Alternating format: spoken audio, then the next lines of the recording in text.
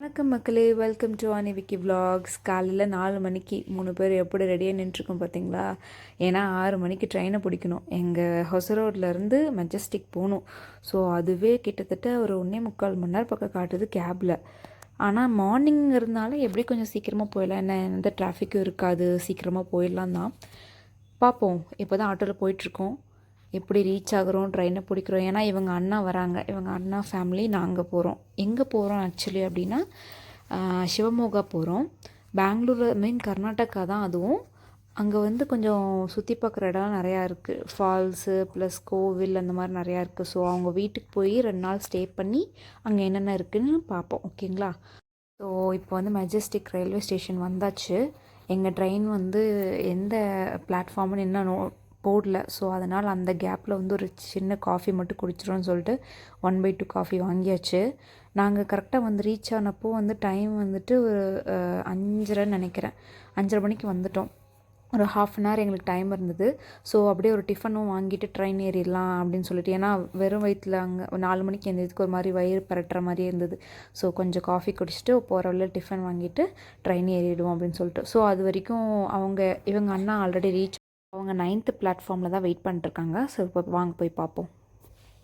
இவனுக்கு ஆர்வம் தாங்கலைங்க. அதுக்குள்ளே இங்கே தான் வந்துட்டாங்க, உங்கள் அண்ணா இங்கே தான் இருக்கான் அப்படின்னு சொன்ன உடனே அவனுக்கு வந்துட்டு வா நான் போய் பார்க்குறேன்னு சொல்லிட்டு ரொம்ப வேகமாக ஓடிட்டுருந்தான். இல்லைடா கொஞ்சம் தூரம் போகணும், வெயிட் பண்ணு அப்படின்னு சொன்னதுக்கு ஓகே ஓகே அந்த பெட்டியை கூட நான் தள்ளிட்டு போகிறேன் அப்படின்னு சொல்லிட்டு அதை மட்டும் கையிலேருந்து கொடுக்கவே இல்லையே.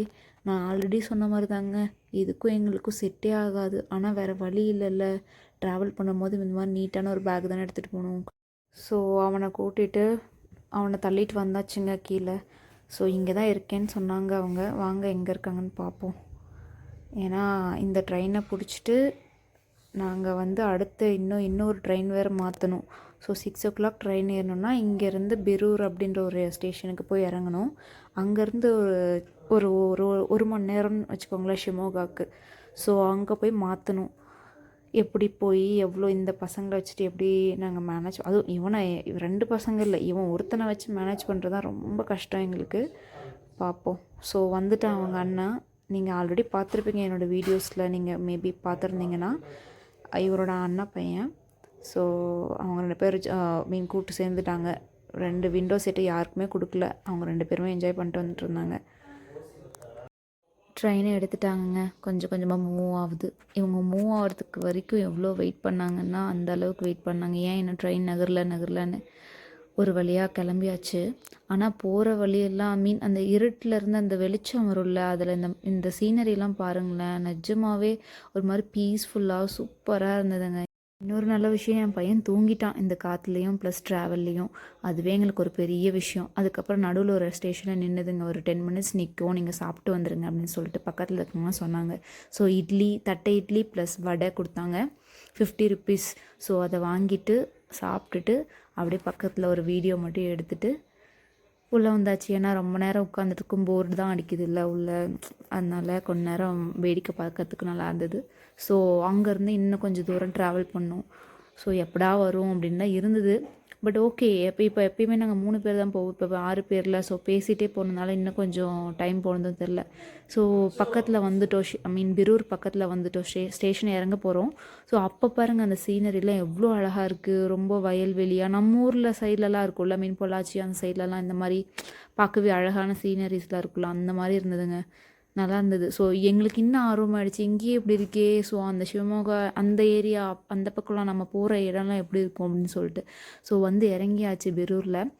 இங்கே பார்த்தீங்கன்னா 1 மணி நேரம் ட்ரெயின் வரத்துக்குன்னு சொல்லிட்டாங்க. ஏன்னா அடுத்த ட்ரெயின் நாங்கள் ஏற போகிற ட்ரெயின் 1 மணி நேரம் ஆகும். ஸோ அதுக்குள்ளே இவங்க 2 பேரையும் பாருங்களேன், இந்த சிறுவண்டை மேய்க்கிறது தான் இன்னும் பெரிய கஷ்டம். இந்த பெட்டியை மட்டும் எங்கே போனாலும் விடவே மாட்டான் போல், கவச குண்டலம் மாதிரி தூக்கிட்டே போகிறது, தூக்கிட்டே வருது. அதை வச்சு எப்போ கவுந்து விழுந்து அதை உடைக்க போகிறான், எப்போ அந்த ட்ரெஸ்ஸை நாங்கள் பொறுக்கிட்டு போகிறான்னு எனக்கு தெரியல. அந்த அளவுக்கு அதை வச்சு தான் விளாண்டுருந்தான்.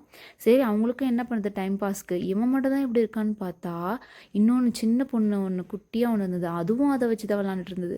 சரி போ, இவங்களுக்கு இதுதான் போல், நம்மளுக்கு தான் டென்ஷன் ஆகுது பார்க்குறதுக்கு. ஸோ அப்படி இப்படின்னு சொல்லிட்டு 1 மணி நேரத்தை கடத்தியாச்சு. நம்ம ட்ரெயினும் வந்தாச்சு.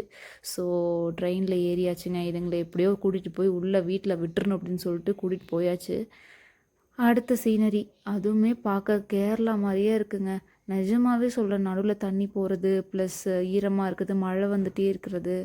ப்ளஸ் அங்கே பாருங்கள், நீங்களே பார்த்தா தெரியும், ஃபுல்லாக வயல்வெளி, தென்னை மரம், பாக்கு மரம் தான் மோஸ்ட்டாக எங்கே பார்த்தாலும் பாக்கு மரம் தான் இருந்தது ட்ராவல் பண்ணும்போது கூட. நல்லா இருந்தது. அப்புறம் ஒரு வழியாக அங்கே போய் வந்தாச்சுங்க, இறங்கியாச்சு. ஸோ எங்களை பிக் பண்ணுறதுக்கு இவங்க அண்ணி பையன் அங்கே இருந்தான். ஸோ அவன் இங்கே வந்து ஆட்டோ வச்சு பிக் பண்ணிட்டு போயிட்டான். ஓகேங்க, நெக்ஸ்ட் vlogல பார்ப்போம். இதுக்கு அடுத்ததுக்கப்புறம் நிறைய பிளேஸ் நாங்கள் விசிட் பண்ணியிருக்கோம். அதெல்லாம் எங்களுக்கு நிஜமாவே செம்ம எக்ஸ்பீரியன்ஸு. ஸோ நீங்களும் எங்கள் கூட வந்து என்ஜாய் பண்ணுங்கள். மறக்காமல் சப்ஸ்கிரைப் பண்ணிவிடுங்க. தேங்க்யூ. பாய்.